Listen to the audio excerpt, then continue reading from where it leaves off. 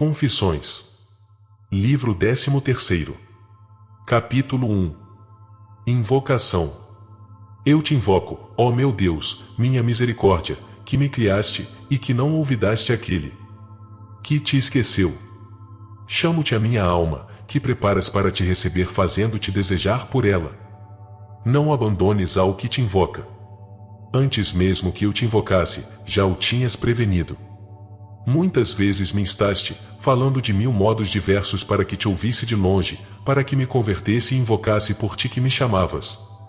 Senhor, apagaste todos os meus delitos para não ter de punir o que fizeram minhas iníquas mãos, e te antecipaste a meus atos meritórios para me recompensar do que fizeram tuas mãos, que me criaram, pois de fato, existias antes de mim, e eu não era digno de receber de ti o ser.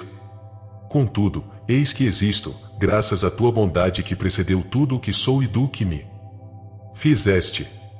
Não tinhas necessidade de mim, eu não sou um bem que te possa ser útil, meu Senhor e meu Deus.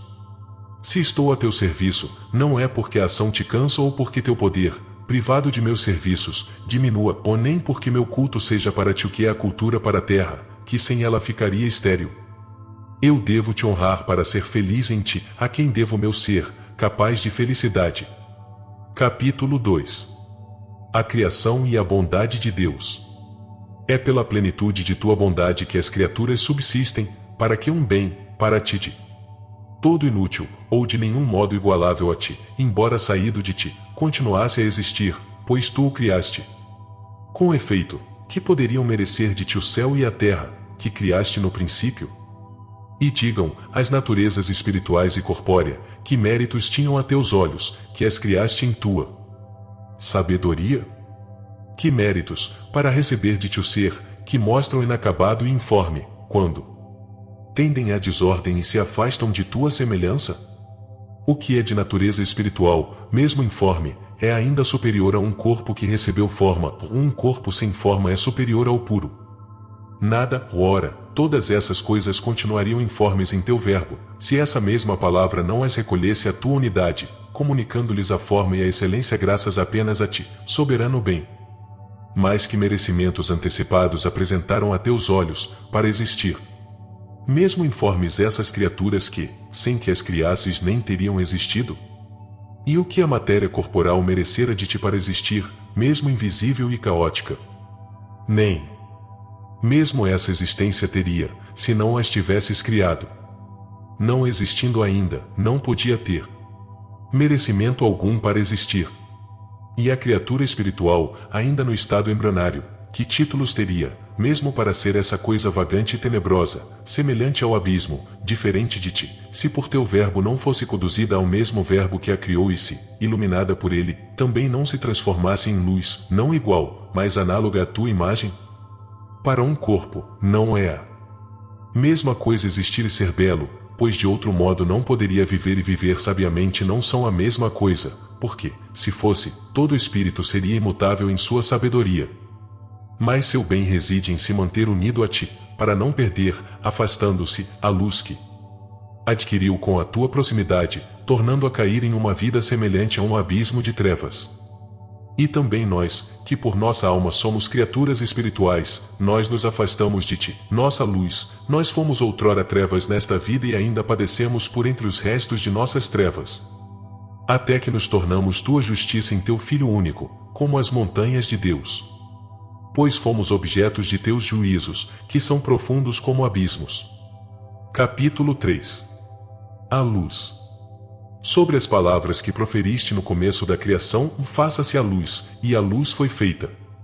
Eu entendo que se adaptam com propriedade à criatura espiritual, que já era uma espécie de via apta a receber tua luz.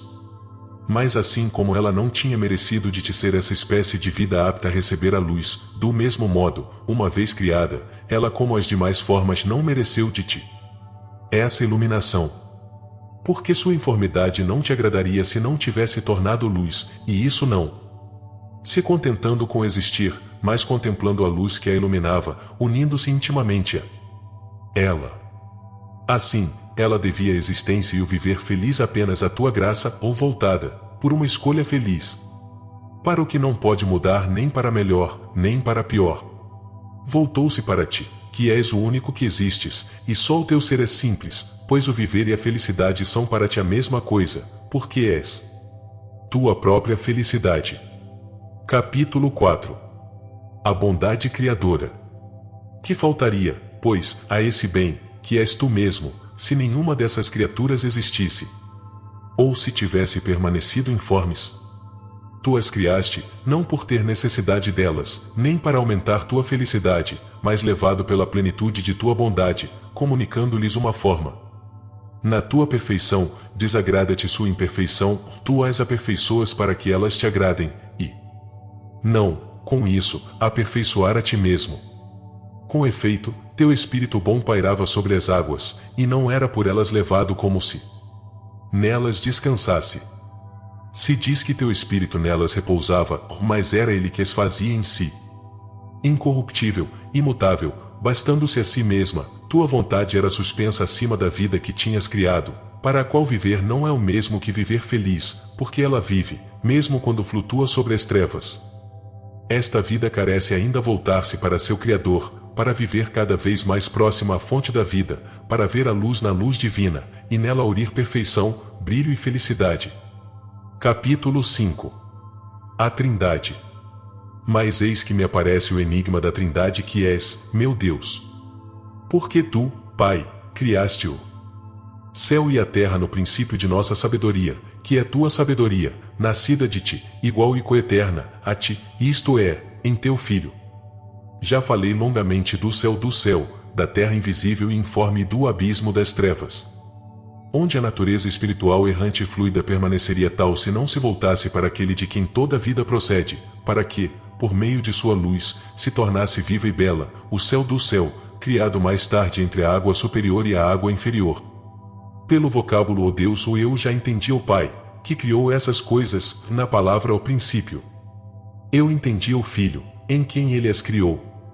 E, como eu acreditava na Trindade de meu Deus, eu a procurava em tuas santas palavras. E vi em tuas escrituras que teu Espírito pairava sobre as águas. Eis tua Trindade, meu Deus, Pai, Filho, Espírito Santo, Criador de toda a criatura. Capítulo 6. O Espírito sobre as águas. Mas, ó luz da verdade, aproximo de ti meu coração para que ele não me ensine falsidades, e dissipa-lhe as trevas e dize-me, eu te suplico por nossa mãe, a caridade, dize-me, porque só depois de ter nomeado o céu, a terra invisível e informe e as trevas sobre o abismo, porque só então é que as escrituras falam de teu Espírito? Será porque convinha apresentá-lo assim pairando sobre alguma coisa? E seria isso possível se não mencionasse primeiro sobre o que pairava? De fato, não era sobre o Pai nem sobre o Filho que ele pairava, e seria impróprio falar assim se não pairasse sobre alguma coisa. Era, pois, necessário mencionar primeiro o elemento sobre o qual ele pairava, já que convinha falar dele apenas dizendo que pairava. Mas por que não convinha apresentá-lo senão dizendo que pairava? Capítulo 7. As águas sem substância. Agora, quem o puder com a inteligência, siga a teu apóstolo, quando ele diz que tua caridade se difundiu em nossos corações pelo Espírito Santo que nos foi dado, quando nos instrui sobre as coisas espirituais e nos indica o caminho excelso da caridade, e dobra o joelho diante de ti por nossa causa, para que conheçamos a ciência altíssima da caridade de Cristo. E é porque era supereminente desde o princípio que pairava sobre as águas. A quem e como falarei do peso da concupiscência, que nos arrasta para um abismo profundo, e da caridade que nos eleva, com a ajuda de teu Espírito, que pairava sobre as águas? A quem falar, como falar? Nós submergimos e emergimos, mas não em abismos materiais. A metáfora é a um tempo correta e muito inexata.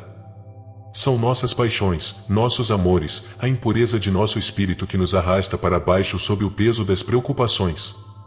E é a tua santidade que nos eleva pelo amor de tua paz, para que levantemos nossos corações para junto de ti, onde teu Espírito paira sobre as águas, e alcancemos o sublime repouso, quando nossa alma tiver atravessado essas águas que são sem substância. Capítulo 8. A luz que ilumina as trevas. O anjo caiu, a alma do homem caiu, revelando assim as profundas trevas em que teria caído o abismo que continha todas as criaturas espirituais, se não tivesses dito desde o começo: faça-se a luz.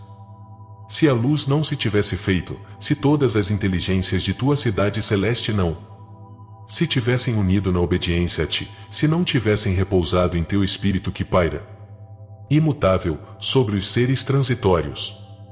De outro modo, até o céu do céu não seria mais que abismo de trevas, enquanto que agora é luz no Senhor. Nesta lamentável inquietação dos espíritos decaídos, que, despidos da veste de tua luz, manifestam as próprias trevas, mostras claramente a grandeza de tua criatura racional, ou na busca da felicidade, ela só se sacia com tua grandeza, onde encontra repouso, depois que ela não pode bastar-se a si própria. Porque tu, Senhor, iluminarás nossas trevas. De ti vêm nossas vestes de luz, e nossas trevas serão como o sol do meio-dia. Dá-te a mim, meu Deus, entrega-te a mim. Eu te amo. Se meu amor é pouco, faze que eu te ame com mais força. Não posso medir, não posso saber o que falta meu amor para que seja suficiente para que minha vida corra para teus braços, e dali não saia antes de se esconder no segredo do teu rosto. Se isto reconheço, tudo me corre mal onde tu não estás, não somente à minha volta, mas até em mim mesmo, e toda a abundância que não é meu Deus, para não passa de indigência. Capítulo 9. O amor de Deus. Mas o Pai e o Filho, não pairavam também sobre as águas? Se os imaginamos como um corpo pairando no espaço, isso não se pode aplicar nem mesmo ao Espírito Santo. Se, porém, entendermos por isso a excelência imutável da divindade acima de tudo o que é transitório, então o Pai, o Filho e o Espírito Santo pairavam igualmente sobre as águas. E por que só se menciona o Espírito Santo? Porque se menciona apenas a seu respeito um lugar onde estava, ele que, no entanto, não ocupa espaço? Também apenas dele se disse que era um dom de Deus, e é em teu dom que repousamos, é nele que gozamos de ti. Nosso repouso é nosso lugar.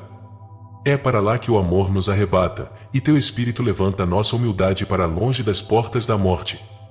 A paz, para nós, reside na tua boa vontade. Os corpos tendem, por seu peso, para o lugar que lhes é próprio, mas um peso não tende só para baixo, tende para o lugar que lhe é próprio. O fogo sobe, a pedra cai. Cada um é movido por seu peso, e tende para seu justo lugar. O óleo, lançado à água, flutua, a água, lançada ao óleo, afunda.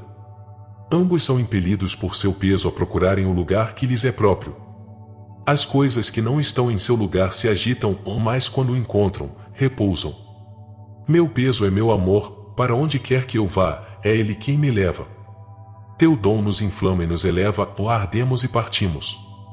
Subimos os degraus do coração e cantamos o cântico gradual. É o teu fogo benfazejo que nos consome e nos eleva, enquanto subimos para a paz de Jerusalém celeste. Regozijei-me ao ouvir essas palavras, e vamos para a casa do Senhor. Ali nos há de instalar tua boa vontade, e não desejaremos nada mais do que permanecer ali eternamente. Capítulo 10. Os dons de Deus. Feliz a criatura que não conheceu outro estado. Seria, porém, diferente do que é-se, apenas criada, teu espírito, que paira sobre todas as coisas mutáveis, não a tivesse erguido com este apelo, faça-te a luz, e a luz se fez. Em nós, o tempo em que éramos trevas distingue-se do tempo em que nos tornamos luz. Mas dessa criatura só se diz o que teria sido se não fosse iluminada. A Escritura fala dela como se tivesse sido flutuante e tenebrosa, para nos realçar a causa que a transformou, isto é, que a conduziu para a luz inextinguível, para que também fosse luz. Quem o puder, compreenda, quem não o puder, que te peça a graça de o compreender. Por que importunam, como se eu fosse a luz que ilumina todo homem que vem a este mundo. Capítulo 11. O homem e a Trindade. Quem é capaz de compreender a Trindade onipotente? E quem não fala dela, ainda que não compreenda? Rara é a pessoa que, falando dela, sabe o que diz. Discute-se, disputa-se, mas ninguém sem paz interior contempla esta visão. Quisera que os homens refletissem sobre 3 coisas que têm dentro de si mesmos. Elas diferem muito da Trindade, e eu só as proponho para que as usem como exercício e experiência do pensamento, e com isso compreender como estão longe deste mistério. Eis as 3 coisas em ser: conhecer, querer. Porque existo, conheço, quero e vejo.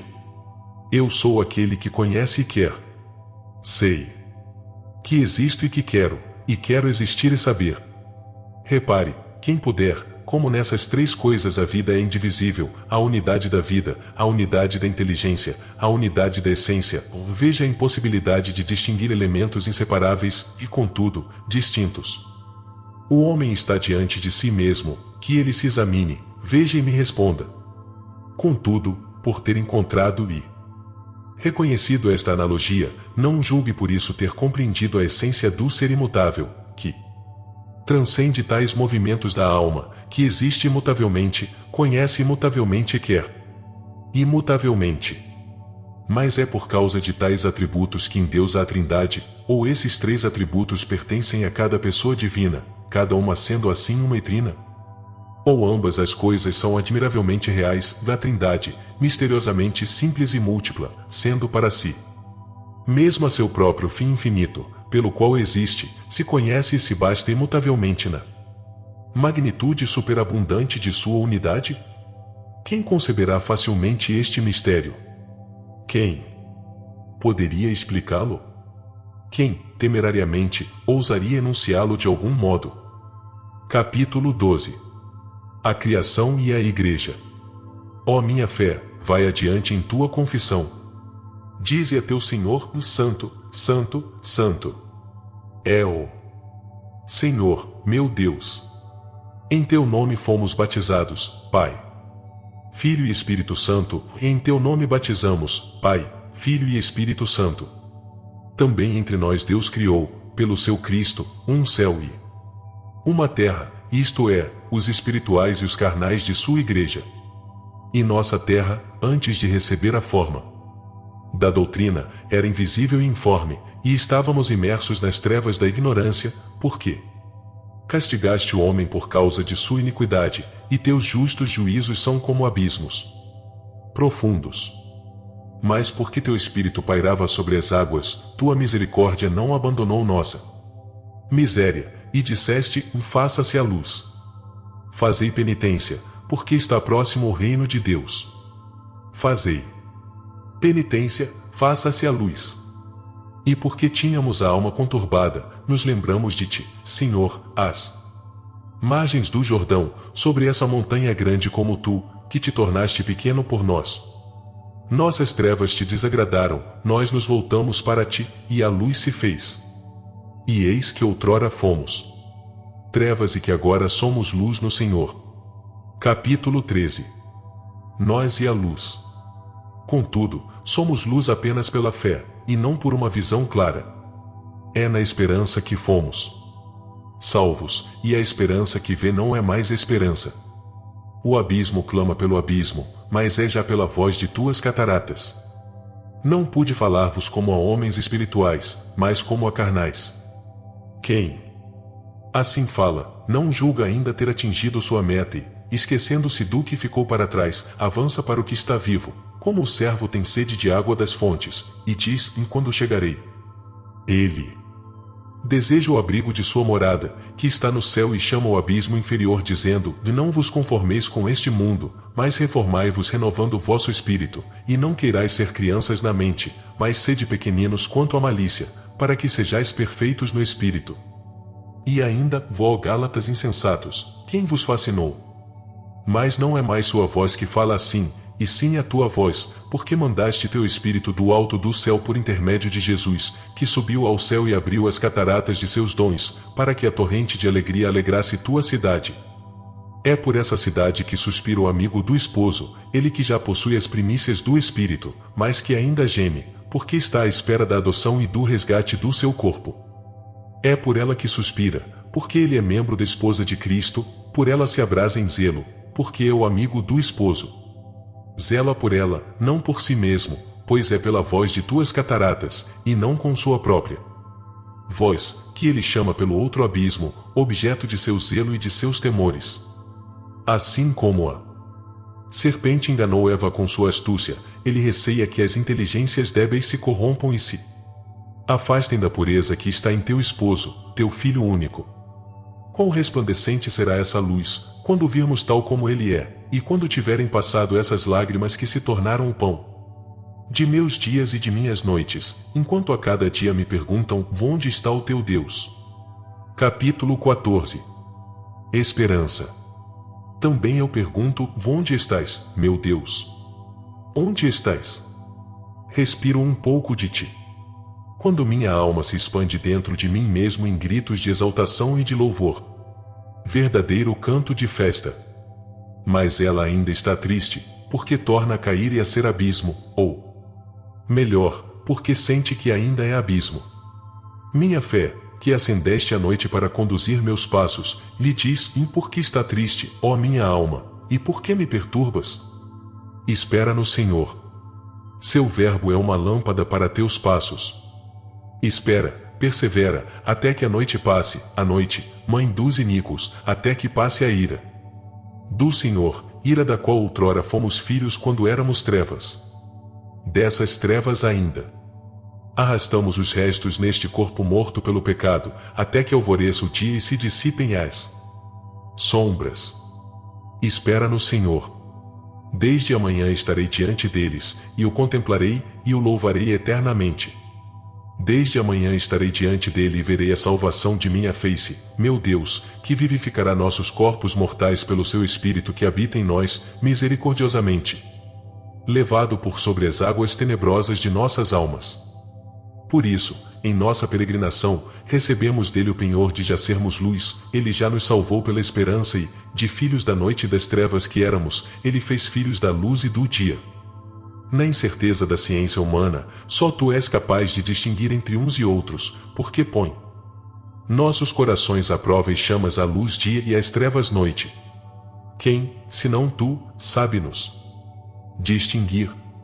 E que temos nós que não o tenhamos recebido de ti? Nós, feitos vasos de honra, fomos feitos da mesma argila que serviu para fazer os vasos de ignomínia. Capítulo 15. Símbolos.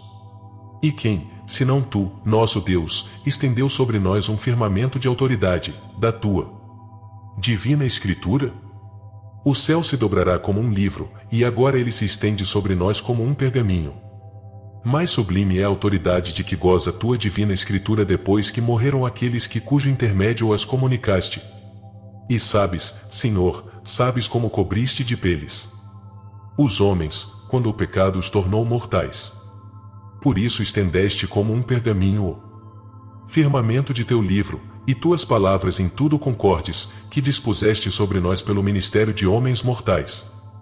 Por sua morte, a autoridade de tuas palavras, por eles divulgadas, desdobra sua força sobre tudo o que existe embaixo, ela não se erguia tão alto enquanto eles viviam. É que ainda não tinhas desenrolado o céu como um pergaminho, nem tinhas ainda difundido a glória de sua morte por toda a parte.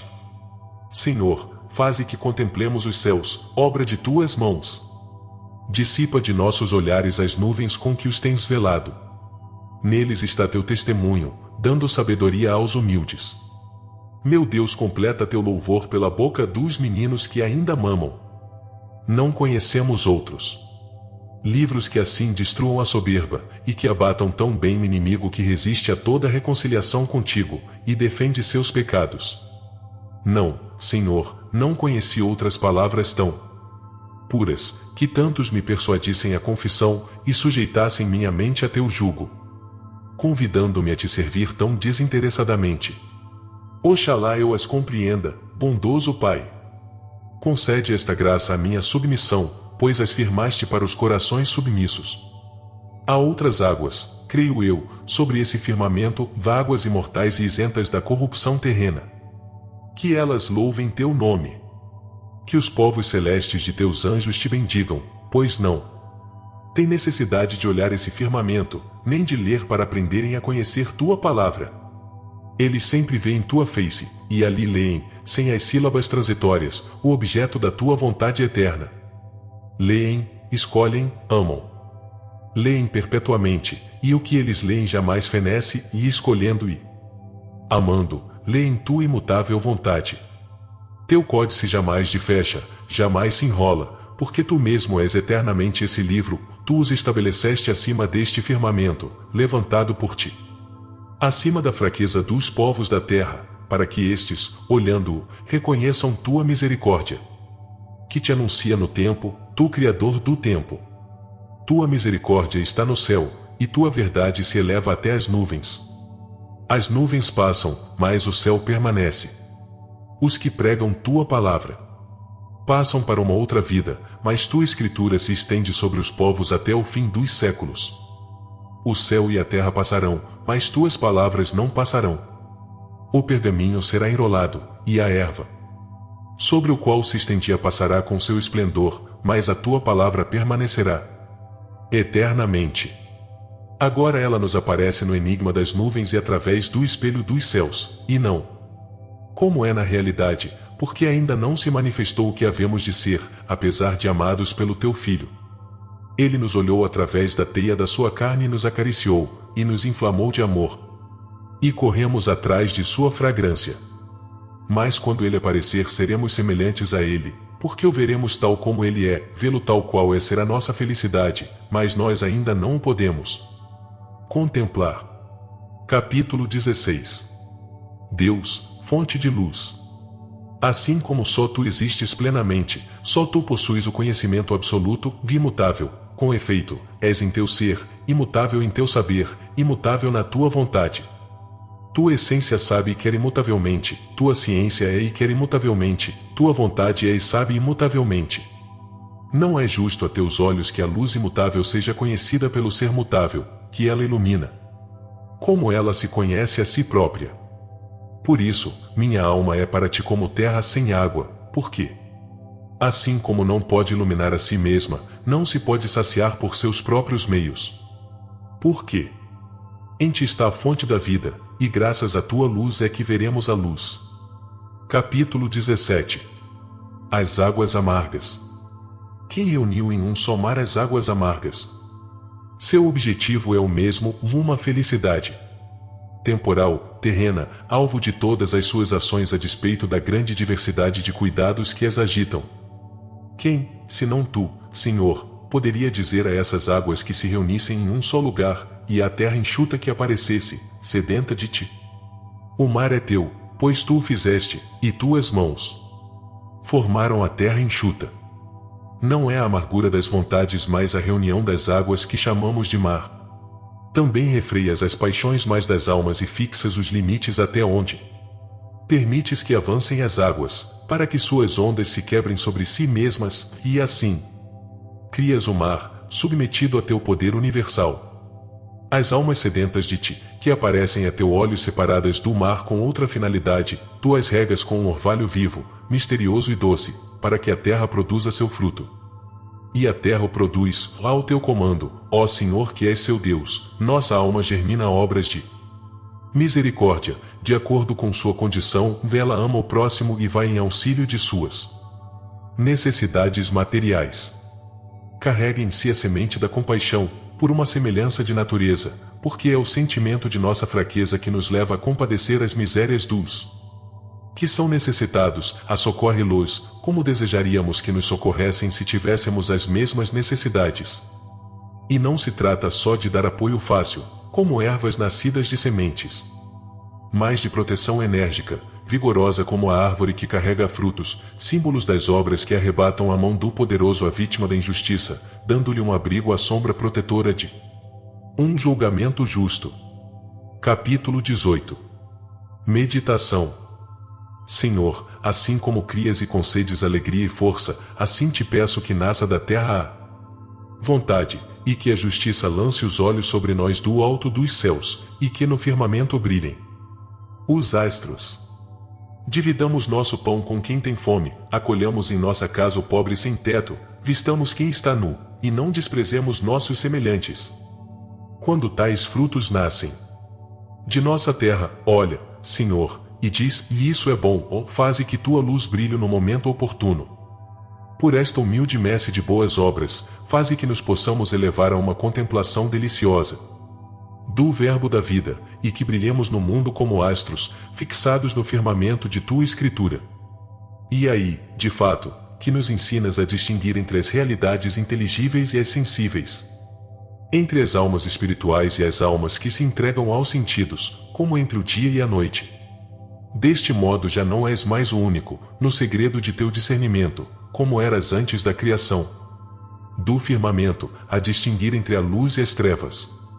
Também tuas criaturas espirituais, dispostas e ordenadas nesse mesmo firmamento, depois que tua graça se manifestou através do mundo, brilham sobre a terra, separam o dia da noite e marcam as diferenças dos tempos. De fato, as coisas antigas passaram, e eis que se fizeram novas. Nossa salvação está mais próxima do que quando começamos a crer. A noite avançou e se aproximou o dia. Coroas o ano com tua bênção, envias teus operários à tua messe, semeada pelo trabalho de outros operários, enviando-os também para outra sementeira, cuja messe será colhida no fim dos séculos. Assim ouves as preces do justo e abençoas seus anos. Mas continuas eternamente o mesmo, e em teus anos, que não terão fim, preparas um celeiro para os anos que passam. Por desígnio eterno, lanças sobre a terra os bens do céu no tempo oportuno, teu Espírito dá a palavra de sabedoria, luminar maior para os que encontram seu deleite na luz de uma verdade clara como o raiar do dia, a outro dás, pelo mesmo Espírito, a palavra de ciência, luminar menor, a outro a fé, a outro o poder de curar, a outro o dom dos milagres, a outro a graça da profecia, a este o discernimento dos espíritos, aquele o dom das línguas. E todos esses dons são como estrelas, são obra de um só e mesmo Espírito, que reparte a cada um os seus dons como lhe agrada, e que faz aparecer tais astros para o bem comum.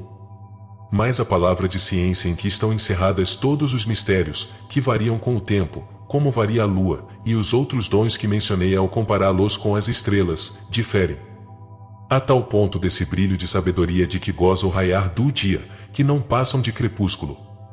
Contudo, teus dons são necessários àqueles homens, a quem teu prudente servidor não pôde dirigir como a espirituais, mas como a carnais, ele que pregou a sabedoria entre os perfeitos.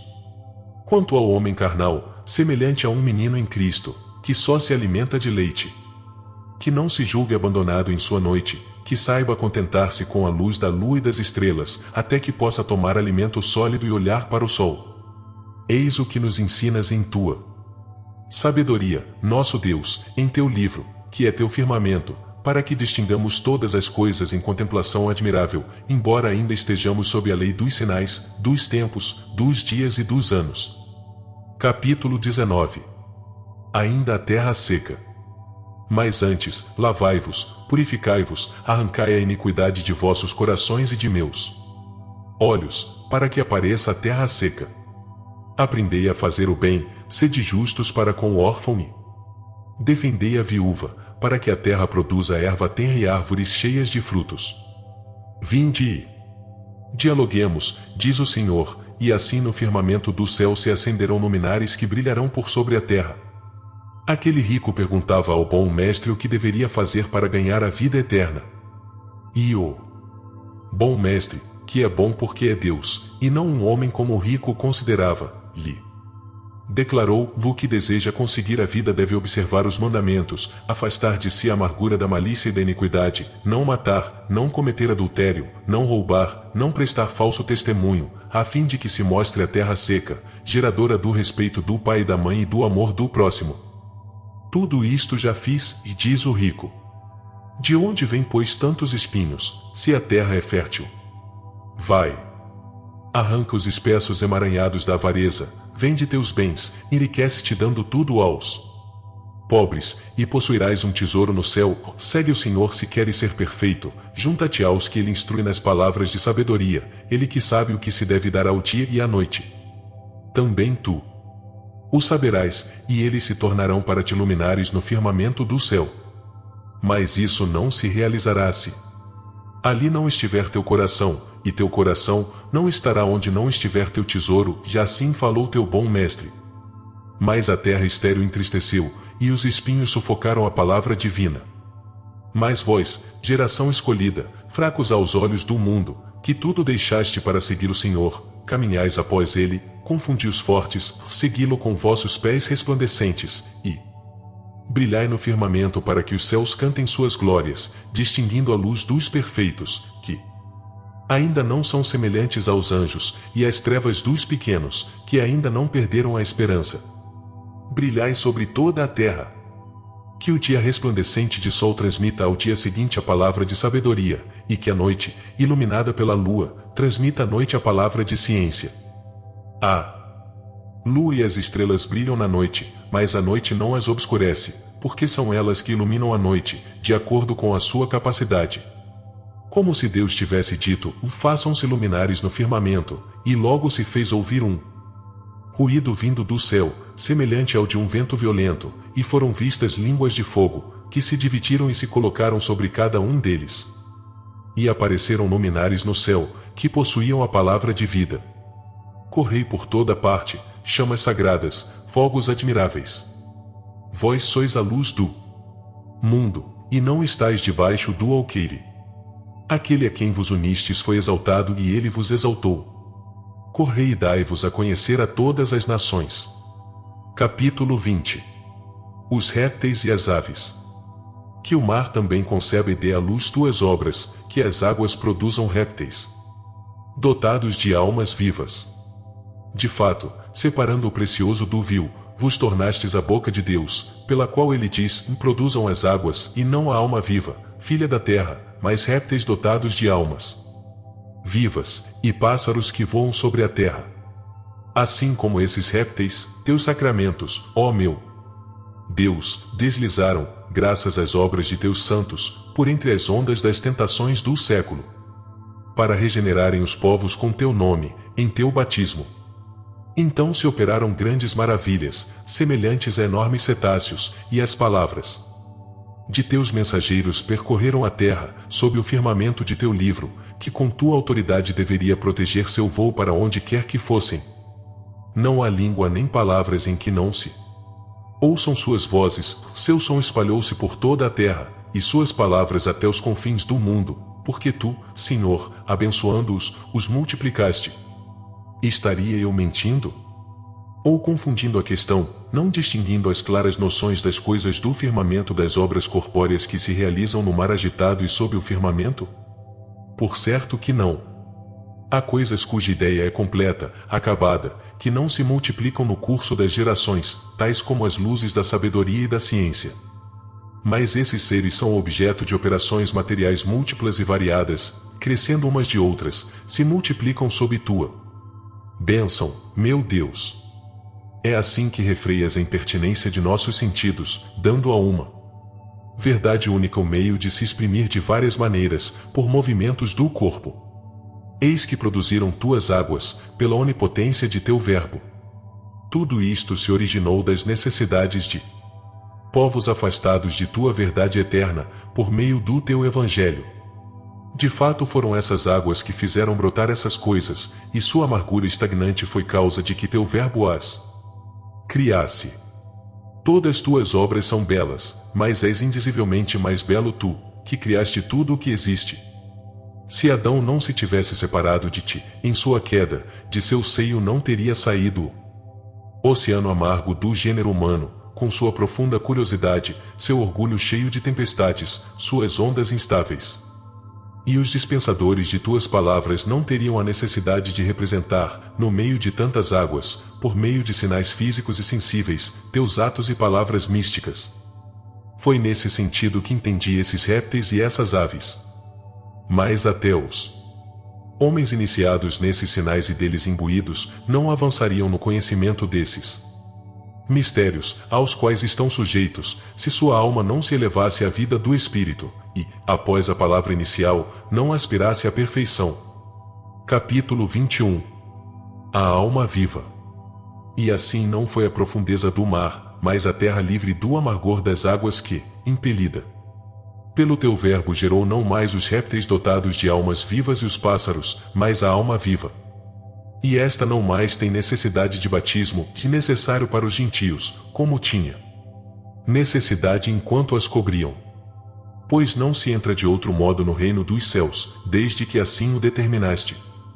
Para ter fé, ela já não exige grandes maravilhas. Ela crê sem ter visto sinais e prodígios, porque é terra fiel, já distinta das águas do mar que a incredulidade torna amargas, e as línguas são um sinal, não para os fiéis, mas para os infiéis. A terra que estendeste acima das águas não tem necessidade dessa espécie de aves que as águas produziram por ordem de teu verbo. Envia-lhe, pois, teu verbo, por meio de teus mensageiros. Nós falamos de suas obras, mas quem age por seu intermédio, para que produzam uma alma viva, és tu. A terra germina porque é a causa dos fenômenos que ocorrem na superfície, assim como o mar foi causa da produção dos répteis dotados de almas vivas, e das aves sob o firmamento do céu. A terra já não necessita destas criaturas, embora ela se alimente de peixes pescados nas profundezas do mar, nessa mesa que preparaste na presença dos crentes, porque eles foram pescados nas profundezas do mar para alimentar a terra árida. Também as aves, ainda que nascidas no mar, multiplicam-se sobre a terra. As primeiras gerações evangélicas foram motivadas pela incredulidade dos homens, mas também fiéis nela encontram diariamente copiosas exortações e bênçãos. Todavia, a alma viva extrai da terra a sua origem, porque somente aos fiéis é meritório abster-se de amar este mundo, para que sua alma viva por ti, essa alma que estava morta quando vivia em delícias mortíferas. Ó Senhor, só tu fazes as delícias de um coração puro. Que teus ministros trabalhem na terra, não como nas águas da incredulidade, quando pregavam e falavam utilizando-se de milagres, de sinais misteriosos, de termos místicos, para capturar a atenção da ignorância, mãe da admiração, pelo medo desses sinais secretos. Por esta porta, de fato, os filhos de Adão têm acesso à fé, esquecidos de ti enquanto se escondem de tua face e se tornam abismos. Que teus ministros trabalhem como em terra seca, separada das faces do abismo, e que sejam modelo para os fiéis, vivendo sob teus olhares e incitando-os à imitação. E assim ouve não só para ouvir, mas também para praticar. Procurai a Deus, e vossa alma viverá, e a terra dará nascimento a uma alma viva. Não vos conformeis com este mundo em que vivemos, abstendo-vos dele. A alma vive evitando as coisas cujo desejo causa-lhe a morte. Abstende-vos das violências selvagens da soberba, das ociosas voluptuosidades da luxúria, da falsidade que engana em nome da ciência, para que os animais ferozes sejam domesticados, os brutos domados e para que as serpentes sejam inofensivas, todos representam alegoricamente os movimentos da alma humana.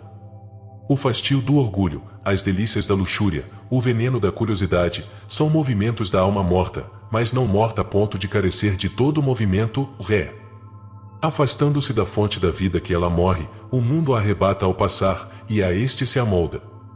Mas tua palavra, meu Deus, é a fonte da vida eterna, e não passa. Ela mesma nos proíbe que nos afastemos de ti por essas palavras, e não vos conformeis com o mundo em que vivemos. Para que a terra, fertilizada pela fonte da vida, produza uma alma viva, uma alma que busque em tua palavra, transmitida por teus evangelistas, se fortificar, imitando os imitadores de teu Cristo. Eis o sentido da expressão segundo sua espécie, porque o homem imita a quem ama. Sede como eu, ou diz o apóstolo, porque sou como vós. Assim haverá na alma viva apenas feras sem maldade, agindo com doçura. Pois nos deste este mandamento, o fazei vossas obras com mansidão, e sereis amados por todos, ou também os animais domésticos serão bons, e se comerem, não sofrerão fastio, e, se não comerem, não terão fome. As serpentes, tornando-se boas, serão incapazes de causar danos, mas continuarão astutas e cautelosas, não investigarão a natureza temporal, senão na medida necessária para compreender e contemplar a eternidade, através das coisas criadas. Esses animais, as paixões, obedecem à razão, quando refreados em seus caminhos mortais, vivem e se tornam bons. Capítulo 22. Sentido místico da criação do homem. Assim, Senhor, nosso Deus e nosso Criador, quando nossos afetos mundanos, que nos causam a morte porque nos faziam viver mal, se afastarem do amor do mundo, quando nossa alma, vivendo bem, se tornar alma viva, e quando se cumprir a palavra que proferiste pela boca de teu apóstolo, não vos conformeis com o mundo em que vivemos, ou então seguir-se-á aquilo que acrescentaste imediatamente ao dizer, mas reformai-vos na novidade de vossa mente. E já não será o segundo vossa espécie, ou como se fosse imitar nossos predecessores ou viver seguindo os exemplos de alguém melhor que nós. Não disseste em que o homem seja feito de acordo com sua espécie, ou mais ou façamos o homem à nossa imagem e semelhança, ou para que pudéssemos reconhecer tua vontade. Para tanto, o divulgador de teu pensamento, que gerou filhos pelo Evangelho, não querendo que continuassem como crianças os que alimentara com leite e agasalhar em teu seio como uma ama, dizia, reformai-vos renovando o vosso coração, para discernir a vontade de Deus, que é bom, agradável e perfeito. Também não dizes, faça-se o homem, ou mais ou a nossa imagem e semelhança. Aquele que é renovado no Espírito, que compreende e conhece tua verdade, não mais carece que um outro lhe ensine a imitar sua espécie. Graças às tuas lições, ele reconhece por si qual é tua vontade, o que é bom, agradável e perfeito. Tu lhe ensinas, pois agora é capaz deste ensinamento, a ver a trindade da unidade e a unidade da trindade. Eis porque, depois de falar no plural, façamos o homem ou se diz no singular, e Deus criou o homem.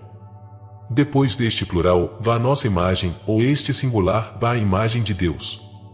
Assim o homem ou se renova pelo conhecimento de Deus, a imagem de seu Criador, ou tornando-se espiritual, julga todas as coisas, que certamente hão de ser julgadas. Mas ele não é julgado por ninguém. Capítulo 23. O julgamento do homem espiritual. Ele julga tudo, significa que tem autoridade sobre os peixes do mar, sobre os pássaros do céu, sobre os animais domésticos e selvagens, sobre toda a terra e sobre todos os répteis que nela se arrastam. Exerce esse poder pela inteligência, pela qual percebe as coisas que são do Espírito de Deus. Mas, elevado a tão grande honra, o homem não entendeu sua dignidade, igualou-se aos jumentos insensatos, tornando-se semelhante a eles. Por isso, na tua igreja, Senhor, pela graça que lhe concedeste, e pois somos obra tua, e criados para obras boas, tanto os que governam como os que obedecem segundo o Espírito têm o dom de julgar. Porque assim fizeste a criatura humana homem e mulher, em tua graça espiritual, onde não há distinção conforme o sexo, nem judeu nem grego, nem escravo nem homem livre. Os espirituais, portanto, tanto os que presidem como os que obedecem, julgam espiritualmente. Eles não julgam conhecimentos espirituais que brilham no firmamento, pois não lhes cabe fazer juízos sobre tão sublime autoridade. Nem julgam tua escritura, mesmo em suas passagens obscuras. Nós lhe submetemos nossa inteligência, e temos certeza de que até aquilo que está oculto à nossa compreensão é justo e verdadeiro. O homem, pois, embora já espiritual e renovado pelo conhecimento, conforme a imagem de seu Criador, deve ser cumpridor da lei, e não seu juiz. Nem pode ajuizar sobre o que distingue espirituais e carnais.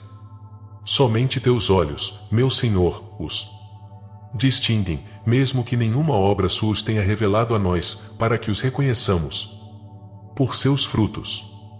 Mas tu, Senhor, já os conheces e os classificaste, e os chamaste no segredo de teu pensamento, antes de ter criado o firmamento. Tampouco julga, o homem espiritual, os povos inquietos deste mundo. De fato, por quê? Julgaria ele os que estão fora, ignorando quem alcançará a doçura da tua graça, e quem permanecerá na eterna amargura da impiedade? Por isso, o homem que criaste à tua imagem, não recebeu poder sobre os astros do céu, nem sobre o mesmo céu misterioso, nem sobre o dia e a noite que chamaste à existência antes da criação do céu, nem sobre a massa das águas, que é o mar. Mas recebeu poder sobre os peixes do mar, sobre as aves do céu, sobre todos os animais, sobre toda a terra, e sobre tudo que se arrasta pela superfície do solo. Ele julga e aprova o que acha bom, e reprova o que acha mal, quer na celebração dos Sacramentos, com que são iniciados os que na tua misericórdia tira das águas profundas, quer no banquete em que se serve o peixe tirado das profundezas para alimento da terra fiel, quer nas palavras e expressões sujeitas à autoridade de teu livro que, semelhantes aos pássaros, voam sob o firmamento de interpretações, exposições, discussões, bênçãos e invocações que brotam sonoras da boca, para que o povo responda, Amém. É necessário que essas palavras sejam enunciadas fisicamente, por causa do abismo do mundo e da cegueira da carne que, impossibilitada de ver o pensamento, tem necessidade de sons que firam os ouvidos. Assim, sem dúvida é sobre a terra que as aves se multiplicam, embora tenham suas origens na água. O homem espiritual julga também aprovando o que acha correto e reprovando o que é vicioso nas obras e nos costumes dos fiéis. Julga das suas esmolas, comparáveis aos frutos da terra, ele julga a alma viva pelas paixões domadas pela castidade, os jejuns, e pelos pensamentos piedosos, na medida em que essas coisas se manifestam aos sentidos do corpo. Em resumo, é juiz de tudo o que pode se corrigir. Capítulo 24. Crescei e multiplicai-vos. Mas que é isto? Que mistério é este? Abençoas os homens, Senhor, para que eles cresçam, se multipliquem e encham a terra. Não queres nisto dar-nos a entender alguma coisa? Por que não abençoaste também a luz, que chamaste dia, nem a terra, nem o mar? Eu diria, meu Deus, que nos criaste à tua imagem, diria que quiseste conceder especialmente ao homem esta bênção, se não houvesses abençoado igualmente os peixes e os cetáceos, para que cresçam, se multipliquem, encham as águas do mar, e os pássaros para que se multipliquem sobre a terra. Afirmaria ainda que essa bênção foi reservada às espécies vivas que se reproduzem por meio de geração, caso a encontrasse também nas árvores, nas plantas, nos animais da terra. Mas não foi dito nem às plantas, nem às árvores, nem aos répteis, crescei e multiplicai-vos, ou embora todas essas criaturas se multipliquem pela procriação, como os peixes, os pássaros e os homens, conservando assim sua espécie. Quer dizer, então, ó minha luz, ó verdade? Que tais palavras carecem de senso e foram ditas em vão. De nenhum modo, ó Pai de misericórdia. Longe de mim, longe do servidor de teu verbo, uma tal afirmação. Apenas não compreendo o sentido dessas palavras, e espero que os melhores que eu, ou seja, os mais inteligentes, a entendam melhor, segundo a sabedoria que deste, meu Deus, a cada um. Que te agrade ao menos a confissão, que faço diante de ti, minha certeza de que não falaste em vão aquelas palavras. Não calarei as reflexões que me sugere a leitura dessas palavras. O que penso é verdadeiro, e nada vejo que impeça de explicar assim os textos figurados de teus livros. Sei que sinais corporais podem exprimir de vários modos uma ideia que o espírito concebe em um só sentido ou uma ideia expressa de um só modo. Como exemplo, cito a simples ideia do amor de Deus e do próximo. Quantos símbolos, quantas línguas, e em cada uma inúmeras locuções lhe dão uma expressão concreta. É assim que crescem e se multiplicam os peixes das águas. E note ainda nisto, meu leitor. Há uma frase que a Escritura declara de uma só forma, e que a voz fala apenas dessa maneira, e no princípio criou Deus o céu e a terra, ou e não pode a frase ser interpretada diversamente, e descartando o erro ou o sofisma, conforme os diversos pontos de vista legítimos. É assim que crescem e se multiplicam as gerações dos homens. Se consideramos a natureza das coisas, não alegoricamente, mas em sentido próprio, a sentença, crescei e multiplicai-vos, ou se aplica a todas as criaturas que nascem de uma semente. Se, ao contrário, a interpretamos em sentido figurado, como penso que foi a intenção da Escritura, que não limita inutilmente essa bênção aos peixes e aos homens, encontramos então multidões de criaturas espirituais e temporais, como no céu e na terra, e de almas justas e injustas, como na luz e nas trevas, de escritores sagrados que nos anunciaram a lei, como no firmamento estabelecido entre as águas, na sociedade amargurada dos povos, como no mar ou no zelo das almas piedosas, como em terra enxuta ou nas obras de misericórdia praticadas nesta vida, como nas plantas que nascem de semente nas árvores frutíferas ou nos dons espirituais concedidos para o bem de todos, como nos luminares do céu ou nas paixões dominadas pela temperança, como na alma viva. Em todas essas coisas encontramos multidões, fecundidade, crescimento. Mas que esse crescimento e essa proliferação exprimam uma mesma ideia de vários modos e que uma só expressão possa ser entendida de muitas maneiras, esse fato, apenas o encontramos nos sinais sensíveis e nos conceitos intelectuais. Os sinais corpóreos, originados da profundidade de nossa cegueira carnal, correspondem, segundo penso, às gerações das águas, os conceitos intelectuais, gerados pela fecundidade da inteligência, simbolizam, me parece, as gerações humanas.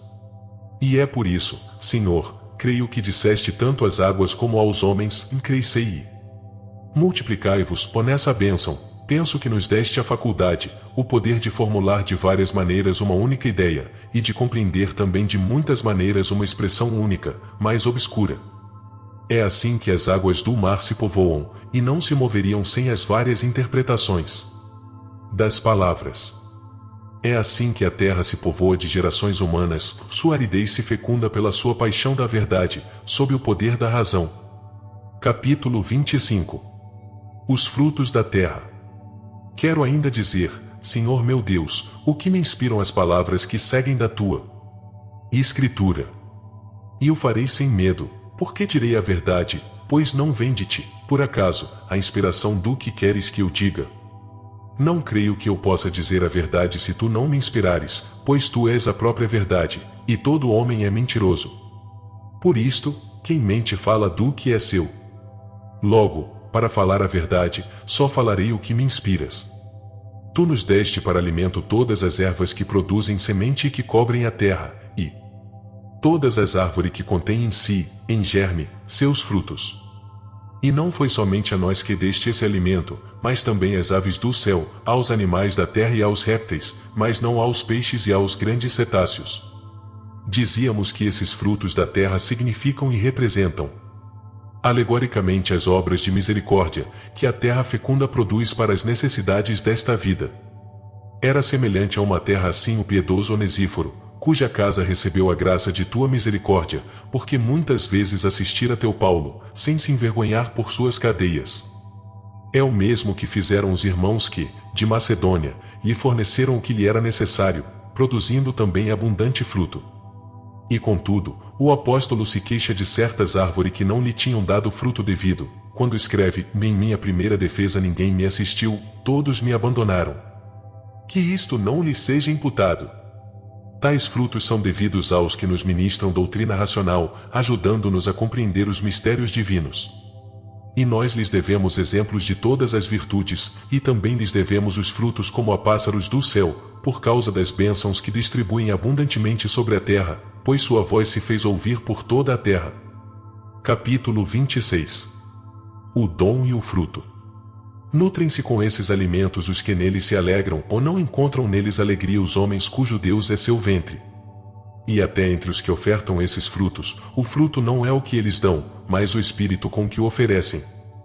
Por isso, naquele que servia a seu Deus e não a seu ventre percebo claramente a fonte de sua alegria, e participo fortemente de seu regozijo.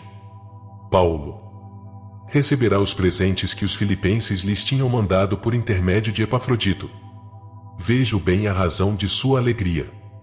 E é dela que se nutria, porque ele diz com verdade, alegrei-me muito no Senhor, vendo enfim reflorescer para mim vossa estima, da qual já andáveis desgostados. Eles, de fato, tinham estado realmente aborrecidos e tornados áridos, não produziam mais o fruto das boas obras, e Paulo se alegra por eles, porque suas simpatias tornaram a florescer, e não por o terem socorrido na sua indigência. Porque ele diz em seguida, e não é por causa das privações que sofro que falo assim, já aprendi a me contentar com o que tenho. Sei acomodar-me às privações, e sei viver na abundância. Em tudo e por tudo habituei-me à saciedade e à fome, à abundância e à penúria. Tudo posso naquele que me fortalece. Qual então o motivo de tua alegria, ó grande Paulo? De onde vem tal júbilo, de que te alimentas, ó homem renovado para o conhecimento de Deus, conforme a imagem de teu Criador, alma viva que possui tal domínio de si, língua alada que exprime os mistérios? É certamente a tais almas que se deve este alimento. O que foi para ti esse alimento substancioso? a alegria. Ouçamos o que segue, e contudo, fizestes bem ao partilhar de minhas tribulações, esta é a fonte da alegria, isto é o que o nutre, as boas obras, e não o conforto que aliviou sua miséria. Ele diz: na tribulação dilatastes meu coração, pois ele aprendeu a viver na abundância e sofrerás privações, em ti, que o confortas. Bem sabeis, Filipenses, e diz ele, e que nos primórdios de minha pregação do Evangelho, quando deixei a Macedônia, nenhuma igreja me assistiu com seus bens quanto ao dar e receber, com exceção de vós, que, várias vezes me enviaste, para Tessalônica, com que suprir as minhas necessidades. Alegra-se agora por voltarem à prática de boas ações, felicitando-se por terem eles reflorido como campo fértil e verdejante. Referia-se por acaso às próprias necessidades quando dizia, socorrestes as minhas necessidades? Será este o motivo de sua alegria? Certamente que não. E como o sabemos?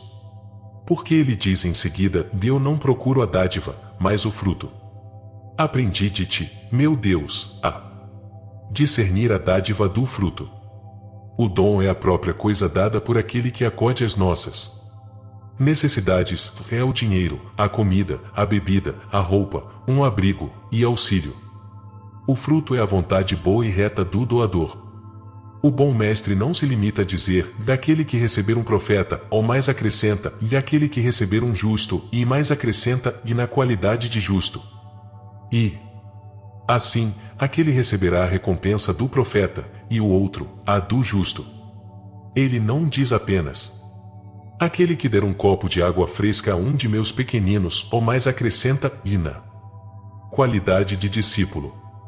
E prossegue, e na verdade vos digo, deste não ficará sem recompensa.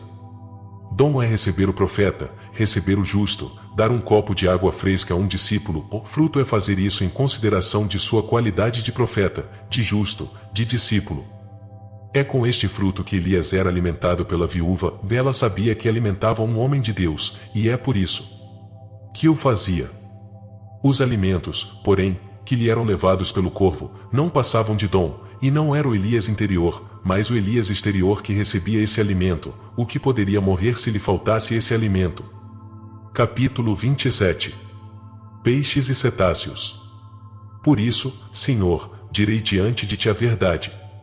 Por vezes, ignorantes e infiéis que, para serem iniciados e conquistados para a fé, precisam desses rituais de iniciação e de milagres mirabolantes, simbolizados, a meu ver, pelos peixes e pelos cetáceos, acolhem teus servos e os socorrem, ou os auxiliam nas necessidades da vida presente, sem saber por que o fazem nem em vista de que devem agir. Desse modo, nem aqueles os alimentam, nem estes são alimentados por eles, pois os primeiros não são movidos por vontade santa e reta, e os segundos não se alegram com os dons recebidos, não descobrindo neles fruto algum. Ora, a alma só se alimenta com o que lhe traz alegria. É esta a razão pela qual os peixes e os cetáceos se nutrem de alimentos que a terra só pode produzir depois de separados e purificados de amargura das águas do mar. Capítulo 28. A bondade da criação. Viste, meu Deus, que tudo o que criaste te pareceu excelente. Também nós vemos tua criação, e ela nos parece excelente. Para cada espécie de obra criada, disseste, faça-se ou quando elas se fizeram, viste que eram boas. 7 vezes está escrito, e eu as contei, e que viste a excelência de tua obra, e na 8ª vez contemplaste toda a criação, e disseste que, no seu conjunto, era não apenas boa, mas muito boa. Tomadas separadamente, tuas obras eram boas. Consideradas em seu conjunto, elas eram boas e até excelentes. O mesmo julgamento se pode fazer da beleza dos corpos. Um corpo, formado de membros todos belos, é muito mais bonito que cada um desses membros cuja harmoniosa organização forma o conjunto, embora, considerados à parte, também eles tenham sua beleza própria. Capítulo 29. A palavra de Deus e o tempo. Procurei ver com atenção se forma 7 ou 8 as vezes que constataste a bondade de tuas obras quando elas te agradaram. Mas não encontrei uma sequência temporal não tua visão, de onde pudesse deduzir que foi esse o número de vezes que viste tuas criaturas. Então disse: Senhor, não será verdadeira a tua escritura, inspirada por ti, que és a própria verdade? Por que então me dizes que tua visão das coisas não está sujeita ao tempo, enquanto tua escritura me diz que dia por dia viste a bondade de tuas obras? E calculei quantas vezes o fizeste. A isto me respondes, porque és meu Deus, falando com voz forte no ouvido interior de teu servo, rompendo minha surdez, me exclamas, ó homem, o que minha escritura diz, isto digo eu. Mas ela fala no tempo, enquanto este não atinge o meu verbo, que permanece em mim, eterno como eu. Assim, o que vês por meu espírito, sou eu quem o vê, o que dizes por meu espírito, sou eu quem o diz. Mas o que vês no tempo, eu não vejo no tempo, e o que dizes no tempo, eu não digo no tempo. Capítulo 30. Erro dos maniqueus. Ouvi, Senhor, meu Deus, tua voz, e recolhi em meu coração uma gota de doçura de tua verdade. Compreendi que há uns aos quais tuas obras desagradam. Eles sustentam que muitas delas fizeste constrangido pela necessidade, como a estrutura dos céus, a ordem dos astros. Afirmam que não as criaste por ti mesmo, mas que elas já existiam alhures, criadas por outra fonte, que te limitaste a reuni-las, a ordená-las, a entrelaçá-las, que com elas construíste as muralhas do mundo, depois de vencido teus inimigos, para que essa construção os mantivesse cativos, e não mais pudessem se revoltar contra ti, que não criaste nem organizaste outros seres, como os corpos carnais, os animais pequenos e tudo o que se prende à terra por meio de raízes. Que foi um espírito hostil, uma outra natureza, não criada por ti, e que se opõe a ti nas regiões inferiores do mundo, que as gerou e organizou. Esses insensatos falam assim porque não veem tuas obras através de teu espírito, nem te reconhecem neles. Capítulo 31. A luz do Espírito Divino. O oposto sucede aos que veem tuas obras através de teu espírito, pois és tu quem as vê neles. Portanto, quando veem que elas são boas, tu também vês essa bondade em tudo o que lhes agrada por tua causa, tu és que nos agradas, e o que nos agrada através de teu espírito é em nós que te agrada. Com efeito, quem dentre os homens sabe das coisas do homem, senão o espírito do homem que nele habita? Do mesmo modo que pertence a Deus ninguém o sabe, a não ser o Espírito de Deus. Quanto a nós, diz ainda Paulo, não recebemos espírito deste mundo, mas o Espírito de Deus, para que conheçamos os dons que nos vêm de Deus. E isto me fez perguntar, posto que certamente ninguém sabe das coisas de Deus, com exceção do Espírito de Deus, como então nós conhecemos os dons que nos vêm de Deus? Eis a resposta que recebi, as coisas que sabemos por seu Espírito, ninguém as sabe a não ser o Espírito de Deus. É pois justo que foi dito aos que falavam, inspirados pelo Espírito de Deus, e não sois vós os que falais, e aos que obtêm seu saber do Espírito de Deus, e não sois vós os que sabeis.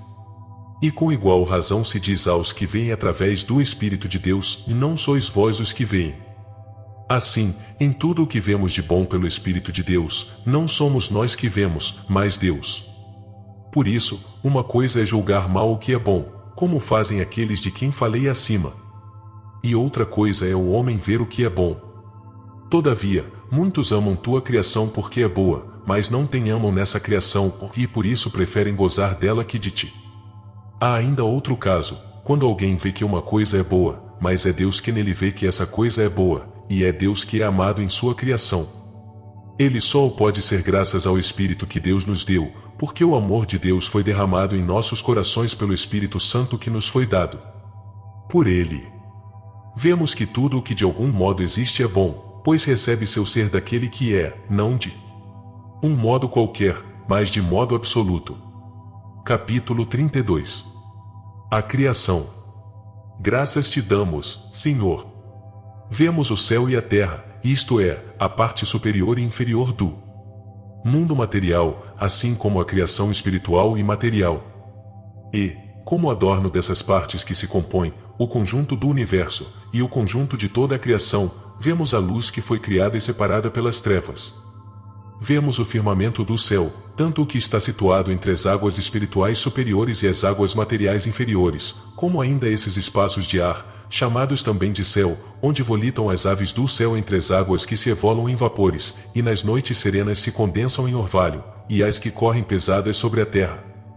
Vemos a beleza das águas reunidas nas planícies do mar, e a terra enxuta, ora nua, ora tomando forma visível e ordenada, mãe das plantas e das árvores. Vemos os luminares do céu brilhando acima de nós, o sol bastar para o dia, a lua e as estrelas consolando a noite, e todos esses astros marcando e assinalando a cadência do tempo. Vemos o elemento úmido habitado por peixes, monstros, animais alados, porque a densidade do ar que sustenta o voo dos pássaros é aumentada pela evaporação das águas. Vemos a face da terra embelezar-se de animais terrestres, e o homem, criado à tua imagem e semelhança, Senhor de todos os animais irracionais. Precisamente porque foi feito à tua imagem e se assemelha a ti, em virtude da razão e da inteligência. E como na alma humana há uma parte que domina pela reflexão e outra que se submete na obediência, assim a mulher foi criada fisicamente para o homem, é fora de dúvida que ela possui um espírito e uma inteligência racional, iguais aos do homem, mas seu sexo a coloca sob a dependência do sexo masculino. É desse modo que o desejo, princípio da ação, se submete à razão que concebe a arte do agir retamente. Eis o que vemos, e que cada uma dessas coisas, tomadas por si, são boas, e que todas, em seu conjunto, são muito boas. Capítulo 33. A matéria e a forma. Que tuas obras te louvem para que te amemos. Que nós te amemos, para que tuas obras te louvem. Elas têm seu princípio e fim no tempo, seu nascimento e morte, seu progresso e decadência, sua beleza e sua imperfeição. Elas têm, portanto, sucessivamente sua manhã e sua noite, umas oculta ou outras, manifestamente. Foram feitas por ti do nada, não de tua substância, nem de nenhuma substância estranha ou inferior a ti, mas de matéria cocriada, isto é, criada por ti ao mesmo tempo em que lhe deste forma, sem nenhum intervalo de tempo. Sem dúvida a matéria do céu e da terra é uma coisa, e sua forma é outra. A matéria tu a fizeste do nada, a forma, tu a tiraste da matéria informe. Contudo, criaste uma e outra a um só tempo, de maneira que entre a matéria e a forma não houvesse nenhum intervalo de tempo. Capítulo 34. Alegoria da criação. Também meditei sobre o significado simbólico da ordem pela qual se fez tua criação e da ordem pela qual a Escritura relata. Vimos que tuas obras, consideradas cada uma em si, são boas, e em seu conjunto, muito boas. Em teu Verbo, em teu Filho único, vimos o céu e a terra, a cabeça e o corpo da Igreja, predestinadas antes de todos os tempos, quando ainda não havia nem manhã, nem tarde. Depois começaste a executar no tempo o que predestinaste antes do tempo, a fim de revelar teus desígnios ocultos e de dar ordem às nossas desordens, porque pesavam sobre nós nossos pecados, e nos perdíamos longe de ti em voragens de trevas. Teu Espírito misericordioso pairava sobre nós, para nos socorrer no momento oportuno. Justificaste-os ímpios, tu os separaste dos pecadores e confirmaste a autoridade de teu livro entre os superiores, que te eram dóceis, e os inferiores, para que a eles se submetessem. Reuniste em um corpo único, de mesmas aspirações, a sociedade dos infiéis, para que aparecesse o zelo dos fiéis fecundo em obras de misericórdia, e distribuindo aos pobres os bens da terra para adquirir os do céu.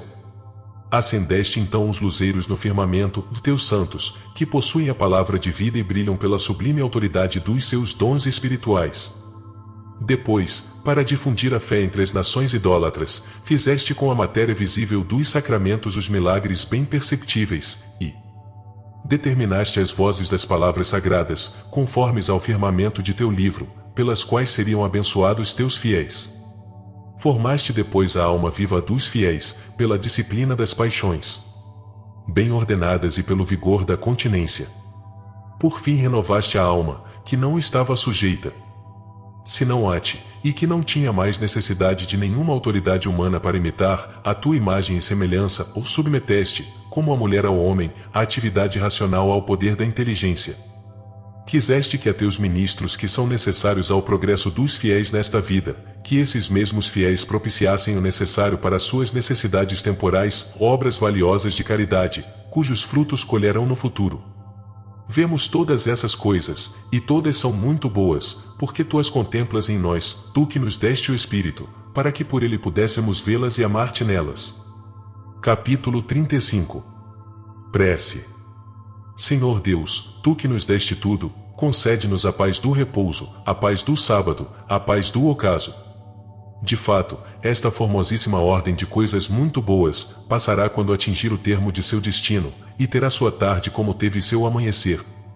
Capítulo 36. O repouso de Deus. O sétimo dia, porém, não tem crepúsculo ou não entardece porque o santificaste para que se prolongue eternamente. E o repouso de teu sétimo dia, depois de ter criado tantas e tão boas obras, embora sem te causar fadiga, a palavra de tua Escritura nos anuncia que também nós, depois de nossos trabalhos, que são bons porque assim nos o concedeste, encontraremos o repouso em ti, no sábado da vida eterna. Capítulo 37. O repouso da alma. Então também repousarás em nós, como hoje opera em nós, e o repouso de que gozaremos será teu, como as obras que fazemos são tuas. Mas tu, Senhor, sempre estás ativo e sempre estás em repouso. Tu não vês o tempo, não eides no tempo nem repousas no tempo, todavia, concede-nos que vejamos no tempo, fazes o próprio tempo e o repouso além do tempo. Capítulo 38. O descanso de Deus. Vemos, portanto, as tuas criaturas porque elas existem. Mas elas existem porque tu as vês. Olhando à nossa volta, vemos que elas existem, e em nosso íntimo, vemos que são boas. Mas tu já as viste feitas quando e onde viste que deviam ser feitas. Agora somos inclinados a praticar o bem, depois que nosso coração concebeu essa ideia em teu espírito. Outrora estávamos inclinados ao mal, desertando de ti. Tu, porém, ó Deus, único bem, nunca cessaste de nos fazer o bem. Por tua graça, algumas de nossas obras são boas, mas não são eternas. Esperamos, depois de realizá-las, repousar em tua grande santificação. Mas tu, que não precisas de nenhum outro bem, estás sempre em repouso, porque és teu próprio repouso. Que homem poderá dar ao homem a compreensão desta verdade? Que anjo a outro anjo? Que anjo ao homem? É a ti que devemos pedir, e em ti é que a devemos buscar, é a tua porta que devemos bater.